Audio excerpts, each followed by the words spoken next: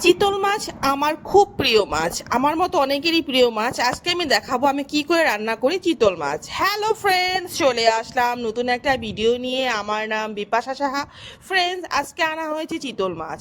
তো চিতল মাছ রান্না করতে গেলে কিন্তু অনেকে ভয় পেয়ে যায়, কেননা চিতল মাছটা একটু বড় সাইজের হয়, তো ভেঙে যাওয়ার একটা ভয় থাকে।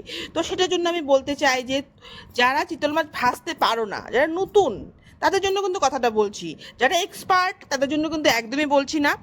দুটো একটা করে চিতল মাছ ভাজতে হয়, মানে বেশি বেশি যদি কড়াই দিয়ে দাও সেটা ভাঙবেই ভাঙবে। আর আমি কি করেছি, দুটো একটা করে দিয়ে দিয়ে ভাজি, সবসময় সেটাই করি। তাই জন্য কি হয়, আর তেলটা খুব গরম করে নিতে হবে, মাছটা কিন্তু একদমই ভাঙবে না। এটা একটা টিপস দিলাম আমার নতুন বন্ধুদের জন্য, যারা নতুন রান্নাবান্না শিখছো, তোমাদের জন্য ফ্রেন্ডস। যাই হোক ফ্রেন্ডস, মাছগুলোকে ভালো করে ভেজে নিয়েছি। এখানে তেল দিয়ে দিয়েছি, শুকনো লঙ্কা আর কালো জিরে, মাস্ট কালো জিরে দিতে হবে। কালো জিরে দিয়ে দিলাম।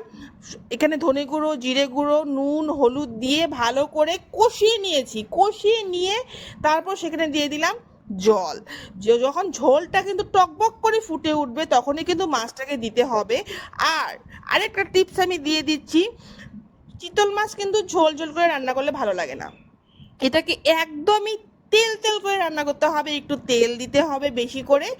আর কথা হলো, ঝোলটাকে পুরো শুকিয়ে ফেলতে হবে, শুধু তেল থাকবে আর মশলা থাকবে, তবে কিন্তু খেতে খুব